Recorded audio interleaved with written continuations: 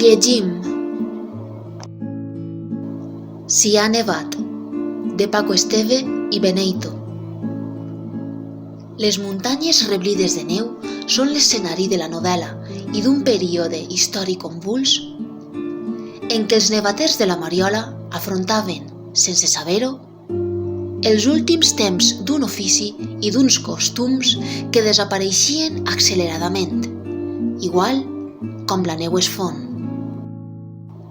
Si ha nevat, comença amb una treva amb la mort. Jordi Llopis, un periodista jubilat de 90 anys, és l'afortunat que l'esquiva i a partir d'eixe fet decideix recollir per escrit les memòries d'una de les persones que més el van impactar durant la joventut, el saludador Joan el Coses.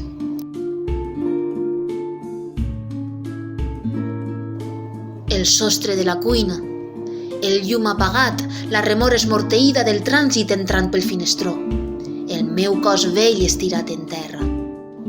El sostre de la cuina, una olor d'aigua podrida, el braç dret enrampat, l'esquena banyada, un mal creixent a la cintura. I el meu cos jove desfilant en les festes de moros i cristians d'Alcoi, un puro en la mà saludant la multitud. I el Coses, amb els meus pulmons a les mans, masegant-los, el dia que em va bufar amb absenta i opi. El sostre de la cuina. Me'n vaig. Torne. Encara sóc viu. A través del tio Coses, l'obra viatja a un passat pròxim amb altres costums i altres maneres de viure.